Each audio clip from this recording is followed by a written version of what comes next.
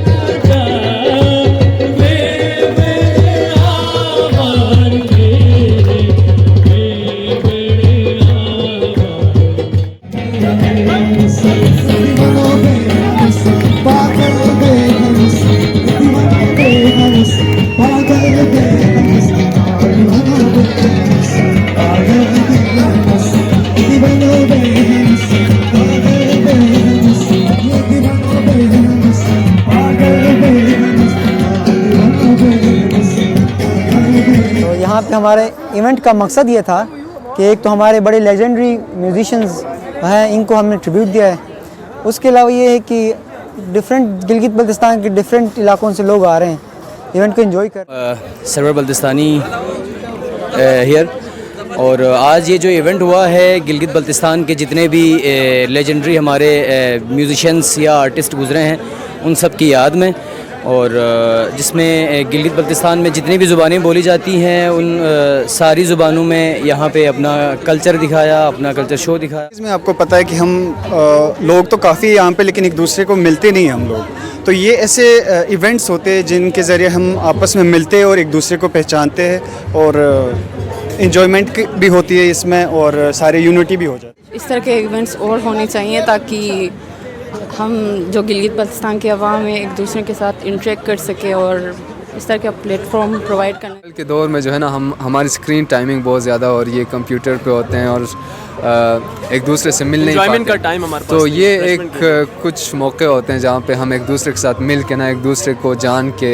Celebrate कर सकते असल में वजह ये है कि जितने भी गिलगित बल्तिस्तान के हमारे स्टूडेंट हैं या प्रोफेशनल्स हैं यहाँ पे लाहौर में, उनको इकट्ठा करना। आज हमने माशाल्लाह से सारे जितने हमारे भाई हैं उनको यहाँ पे इकट्ठा किया।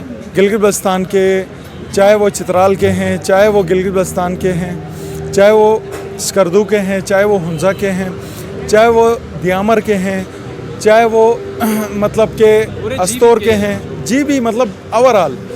तो हमारा मकसद ये था कि हमारे भाइयों को इकट्ठा करना, आपस में रिलेशंस बनाना और आपस में एक दूसरे को जानना।